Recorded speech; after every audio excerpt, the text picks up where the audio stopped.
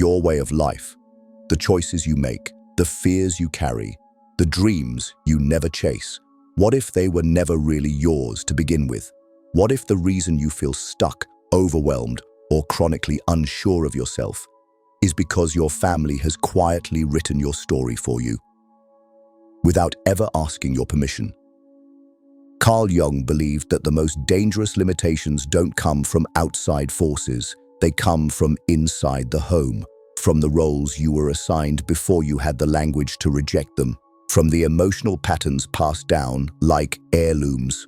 Maybe you've achieved some success, maybe you've left the house, started your own life, and yet you still feel trapped, not by chains, but by guilt, by invisible contracts you didn't sign, but feel bound to.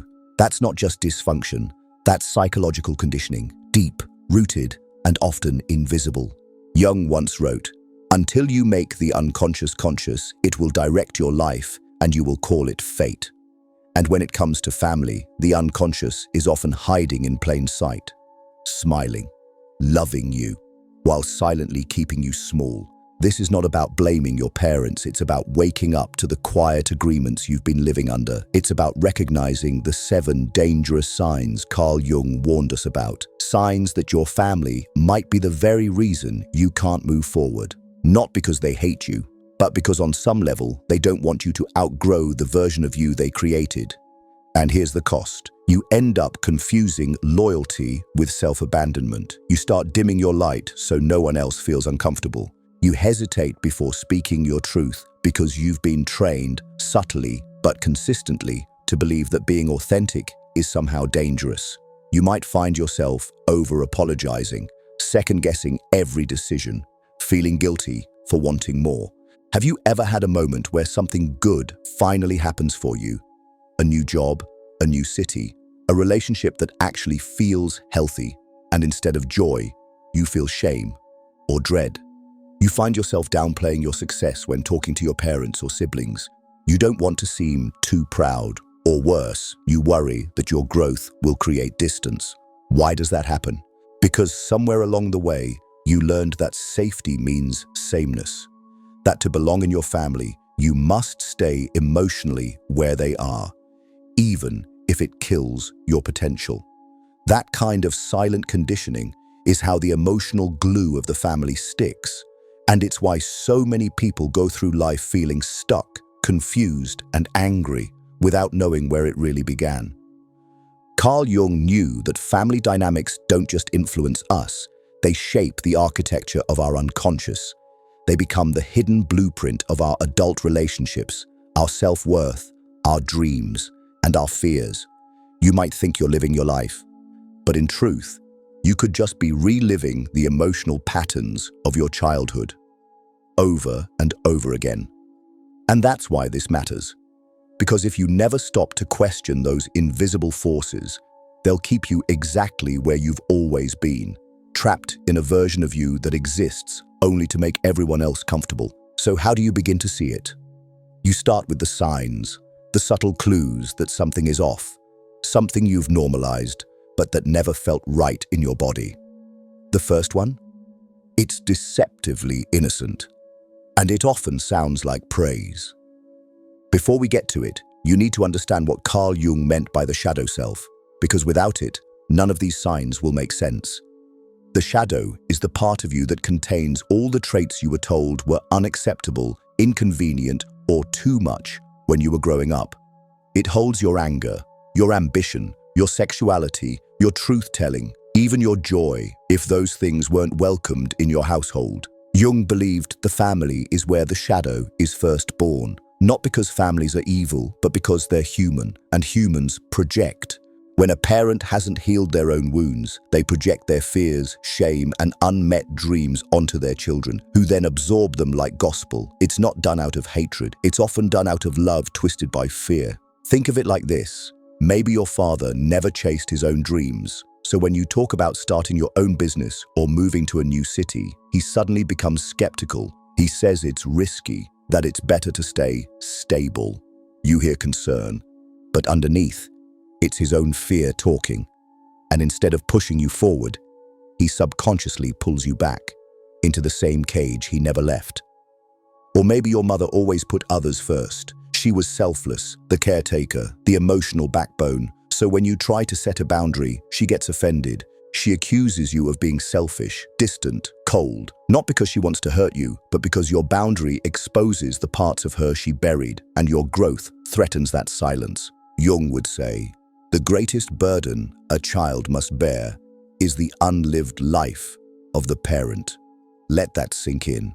Your life may be weighed down not by your own failures, but by the emotional debt of your family's past. So, what happens next? You bury the parts of yourself that don't fit. You suppress your real emotions to keep peace. You pretend. You mold. You shrink. And slowly, your shadow grows. Because the more you disown those parts, the more powerful they become in the background of your life. You might think you're just shy or indecisive or too anxious to take risks. But what if those weren't your traits at all? What if they were the byproduct of being raised in an environment where being fully yourself felt unsafe? This is what Jung warned about, the unconscious influence of family that distorts your sense of self. It doesn't always show up in big, dramatic ways. Sometimes it hides in the compliments, the subtle praise, the roles you were applauded for because they kept you small, safe, and manageable. And that brings us to the first dangerous sign, the one most people never question, because it sounds like love. You were rewarded for playing small. Think back. Were you constantly praised for being the quiet one, the easy one, the one who never caused trouble? Were you the sibling who never had to be checked on because you always seemed to have it together? Did you get compliments not for being bold or curious or free, but for being obedient, low maintenance, and predictable? On the surface, it feels like admiration. But what if the real message was, we love you most when you don't need much? Or worse, we only feel safe around you when you stay small. Carl Jung believed that when we are celebrated for suppressing our true selves, it creates a split within the psyche. Part of you learns that being invisible earns approval, that playing it safe is the only way to be loved. And so you adapt, not because you're weak, but because you're trying to survive emotionally. You might grow up avoiding conflict, avoiding risk, avoiding anything that could disturb the fragile sense of peace you were praised for upholding. Even as an adult, you might say things like, I don't want to be a burden, or I'm fine either way, even when you're not. And you wonder why people overlook you, why you don't speak up in meetings, why you freeze when it's time to ask for what you want. It's not because you lack ambition, it's because you were trained, gently, quietly, consistently, that being too visible could cost you love. Imagine a daughter who dreams of being a performer. She loves the spotlight, but every time she gets too excited, her parents tell her, don't be dramatic, or tone it down, you're doing too much. So, she stops performing. Not because the dream disappeared, but because it became associated with disapproval. Fast forward 10 years, and she's working a job she doesn't love in a life that doesn't fit, wondering why she always feels like a stranger to herself. Ask yourself, who did you have to become to keep the peace? And more importantly, what did you have to bury to be accepted? This is the danger of being rewarded for playing small. It feels like love, but it's really fear, disguised as affection. And if this has been your experience, it might not stop with your personality. It often bleeds into your emotional labor, which leads us to the next sign, one that doesn't feel like a role, but a responsibility. You were the family's emotional dumping ground. Maybe you were the one everyone vented to, the one who listened, soothed, calmed, mediated. You were expected to handle adult emotions while still being a child. Or maybe you were the person your parents turned to when they fought with each other. Instead of protecting your innocence, they handed you their chaos. At first, it looks like trust, like maturity. You're told you're wise beyond your years, that you're strong. But what's really happening is emotional transference. You're being asked to carry feelings that don't belong to you. Grief, stress, anxiety, shame, without any tools to process them. Carl Jung warned that when children are used as containers for adult emotions, their own feelings become foreign. You learn to monitor everyone else's moods before your own. You feel anxious in rooms where nothing is being said because you've been trained to read tension like a language. And then, without even realizing it, you become the fixer, the therapist, the peacekeeper, but never just you. Ask yourself, when someone in your family was angry, did you feel responsible for calming them down? When someone was hurt, did you take it upon yourself to help them feel better, even when you were hurting too? Now, as an adult, you might find yourself in relationships where you're always giving, always listening, always rescuing. But when it's your turn to need help, you feel guilty, or worse, you don't even ask. Because somewhere deep down, you've been conditioned to believe that your worth comes from what you can absorb. That love must be earned through emotional sacrifice, that your needs are secondary to the needs of others. This dynamic doesn't just exhaust you, it erodes your sense of identity. You begin to confuse being needed with being loved. And the weight of that role never leaves until you name it. But what happens when you start to outgrow that role, when you begin to want more for yourself than just being useful? That's when another hidden sign starts to surface, one that makes you feel like wanting more is somehow wrong. You feel guilt when you succeed. At first, it doesn't make sense. Success is supposed to feel good, right? You get the promotion, you start the business, you move to a better apartment, or finally put yourself first, and instead of pride, something else creeps in. Guilt, shame, a subtle fear that you've betrayed someone. This is one of the most painful psychological traps, especially for people raised in families that equate love with sacrifice. If you grew up watching your parents struggle financially or emotionally, part of you may believe that you're not allowed to have more than they did, that rising above their pain is somehow a form of abandonment, that thriving is disloyalty. Carl Jung explored this as a fracture between the individual self and the family ego. When your identity is built on a collective sense of we suffer together, any step toward personal fulfillment feels like betrayal, and so you unconsciously sabotage your own progress. You hold yourself back to maintain closeness. Have you ever downplayed your success in front of your family? Have you found yourself saying things like, "It's not that big a deal," or "I just got lucky," even when you worked hard for it? Or maybe you stopped yourself from even trying, not because you didn't believe in yourself, but because you couldn't imagine celebrating alone while the people you love still struggled. Let's say you're the first in your family to go to college. Everyone claps at graduation, but weeks later, you feel isolated. Conversations with family members are shorter. Your opinions start to feel too different. You sense the distance growing, and instead of embracing your path, you begin questioning if it was worth it. That's not just family tension, that's identity conflict, and it's rooted in an unspoken belief. If I become too different, I'll lose connection. But here's the truth, your growth does not require their suffering, and your success is not a betrayal, it's a boundary. It's proof that transformation is possible. Still, when your sense of self has been shaped by guilt and silent loyalty, breaking free feels terrifying. And so, many people don't. They stay in roles that suffocate them, roles they never asked for, but can't seem to escape. Which leads us straight into the fourth sign, where your identity isn't discovered, it's assigned. You were cast into a role you didn't choose. Every family has roles, whether they admit it or not. The smart one, the lazy one, the troublemaker, the golden child, the fixer. These roles become scripts, and once you're in one, it can feel nearly impossible to rewrite your part. Carl Jung taught that when we are forced into roles that don't align with our true nature, a fragmentation occurs. The authentic self goes into hiding, while the performer self takes over. You learn to become who the family needs you to be, not who you really are. Maybe you were always the strong one, the one who held it together, didn't cry, took care of everyone else. But did anyone ever ask if you wanted to be that strong? Did anyone ever notice the weight you were carrying? Or maybe you were labeled the difficult one, the rebel. You spoke the truth no one wanted to hear, and instead of being seen as honest, you were called disrespectful. Instead of being curious, you were too much. So eventually, you stopped showing that part of yourself, not because it was wrong, but because it wasn't accepted.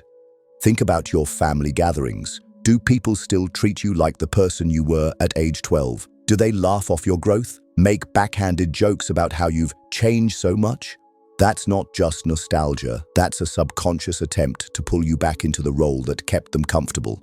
And here's where it gets even deeper. The longer you play the role, the more you internalize it. You start believing it's who you are. You stop exploring, you stop evolving, you shrink yourself to fit a version of you that's outdated but still demanded. Ask yourself, who would you be if no one had ever told you who to be? And more importantly, are you still living inside a role that was written for someone else's comfort, not your truth? This is the subtle power of family dynamics. They don't always attack who you are directly. Sometimes they just quietly reward the version of you that's easiest to control. But what happens when you try to speak up? When you express something vulnerable, honest, even painful, and instead of support, you're met with denial or mockery? That's when the next sign appears, and it cuts deeper than most. Your pain is minimized or mocked. It often starts subtly. You share something that hurts you, and the response is dismissive. It wasn't that bad, or you're being too sensitive. Or worse, it becomes a family joke. Your pain gets turned into a punchline. Carl Jung believed that when our suffering is invalidated, especially by those we trust most, it creates a rupture in the psyche. We begin to question our own reality. This is known as gaslighting, and when it happens in families, it doesn't just confuse you, it rewrites your memory of events. You start to wonder, was I overreacting? Did I imagine it? Maybe I'm just too emotional. Over time, you stop sharing altogether. You bottle it up. You smile through discomfort. And the message becomes clear.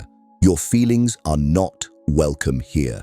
Imagine growing up in a home where crying was treated as weakness, where every time you got upset, someone told you to toughen up or accused you of being dramatic. It may sound small, but those repeated moments teach you to distrust your own emotional responses. And when you stop trusting your emotions, you lose one of the most powerful tools for navigating life, your inner compass. Now, as an adult, you might find it hard to open up to anyone. You might feel shame every time you feel overwhelmed or hurt. Not because your emotions are wrong, but because you were taught that expressing them leads to embarrassment, judgment, or silence. And let's be honest, how many times have you heard someone say, "We don't talk about those things in this family"? That silence is not strength, it's suppression, and it reinforces a dangerous belief that emotional honesty is unsafe. But here's the tragedy. When your pain is minimized, you start minimizing yourself. You downplay what you need, you normalize what hurt you, and eventually, you lose the language to even describe what you're going through. Jung warned that the shadow grows louder when ignored, and invalidated pain doesn't disappear. It just finds quieter, more destructive ways to surface through anxiety, resentment, perfectionism, even physical illness. So ask yourself, how many times have you silenced yourself to avoid discomfort? And whose voice were you protecting when you did? When a family invalidates your pain, it's not just a lack of empathy. It's an unspoken rule. Protect the image, not the individual. And speaking of unspoken rules, there's one more that keeps so many people locked in place. A rule that's never written down, but you felt it your whole life. There's an unspoken rule: don't change. Not directly. No one ever says it out loud, but you feel it every time you try to grow. Every time you make a decision that reflects the person you're becoming instead of the person they remember. And suddenly, things shift. The tone gets colder, the phone calls become less frequent. You sense the disappointment, the sarcasm, the subtle withdrawal of affection. You didn't do anything wrong, but you did something different. And in some families, different equals disloyal. Carl Jung spoke about this tension between individuation, the process of becoming your true self, and the pressure to remain loyal to the collective identity of your family. He believed that true psychological growth often comes at the price of disturbing the status quo. In many families, love is confused with familiarity. So when you break old habits, when you start healing, setting boundaries, or changing your beliefs, it threatens the balance they've come to depend on. They don't see growth, they see betrayal. Let's say you grew up in a family where everyone stayed close to home. No one moved away. No one broke the mold. Then you decide to leave, to study abroad, to take a job in another state, to pursue a new kind of life. At first, it seems like they support you, but then come the guilt trips. The comments like, "You've changed," or "You think you're better than us now." They don't say, "Don't grow," but their actions say it for them. Or maybe it's more subtle. You begin therapy, start setting boundaries, and suddenly you're too sensitive, too distant, too into that self-help stuff. The truth is, your healing makes others uncomfortable because it shines a light on what they haven't faced in themselves. So, you're faced with a choice. Stay the same to be accepted, or evolve and risk distance. And that's a painful decision, because at our core, we all crave belonging. But belonging that requires you to stay broken isn't belonging, it's bondage. Here's the question: do you want connection or do you want permission? Because sometimes they're not the same. And if you've ever paused your progress just to stay close to people who wouldn't grow with you, then you've already felt this sign. The message is clear: we'll love you as long as you don't outgrow us. But the most haunting sign of all is the one that lives in silence. It shows up when you've played all the roles, absorbed all the pain, shrunk yourself 100 times, and now you don't even know who you are without them. This is the seventh and perhaps most haunting sign. You don't know who you are without your family's version of you. It's a quiet kind of crisis, one that creeps in slowly. You look in the mirror and the face is familiar, but the person behind it feels like a stranger. You've made choices based on what would keep the peace. You've shaped your personality around what made others comfortable. And now, when you try to dream, decide, or simply feel, there's a pause, a fog, a voice inside that whispers, "What would they think?" Carl Jung believed that the goal of life is individuation, the process of becoming your most authentic self, distinct from the identities imposed on you by others.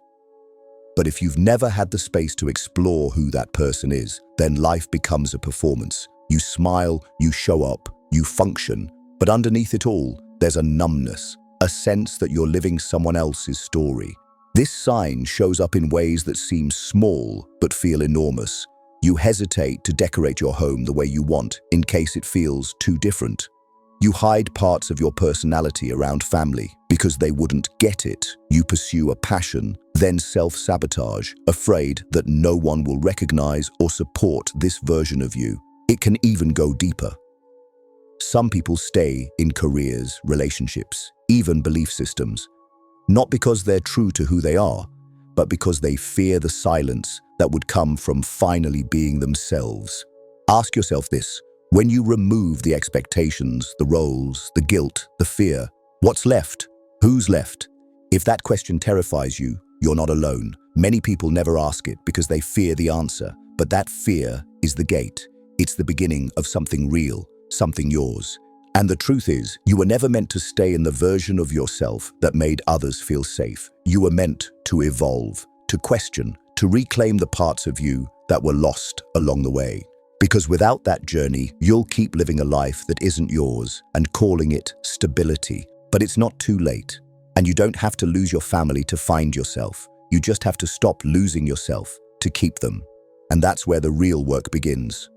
Not in cutting people off, but in cutting the cords of control, guilt, and emotional expectation that have silently dictated your life for years. Carl Jung never said that healing would be easy. What he said was that it would be necessary, because the child who was trained to be quiet, responsible, agreeable, or invisible, that child is still inside you, waiting, not for revenge, not for confrontation, but for recognition. You don't need to hate your family to outgrow the version of you they built. You don't have to burn everything down to build something real, but you do need to tell the truth, even if you only whisper it to yourself at first. The truth that you were shaped by love, but also by fear, that you were raised in connection, but sometimes at the cost of your freedom, that your family gave you many things: support, survival, shelter, but they might have also handed you their wounds, and without awareness, you'll pass them forward. So this is not about blame, this is about choice. Do Do you want to continue living a life that was designed for someone else's comfort? Or are you ready to reclaim your voice, your vision, your inner compass? Because the most radical thing you can do is become yourself, fully, unapologetically, and without asking for permission. And if any part of this spoke to you, if you saw your story in any of these signs, then pause for a moment. Don't rush past this. Sit with it. Reflect. Which of these signs showed up most in your life, and how has it shaped who you are today? Share it in the comments. You're not alone in this, and your story might help someone else see theirs more clearly. If this journey meant something to you, make sure to like this video, subscribe for more deep dive explorations, and share this with someone who might be silently carrying the same invisible weight. You deserve a life that reflects who you truly are, not just who you were trained to be. Don't just break the cycle, transform it.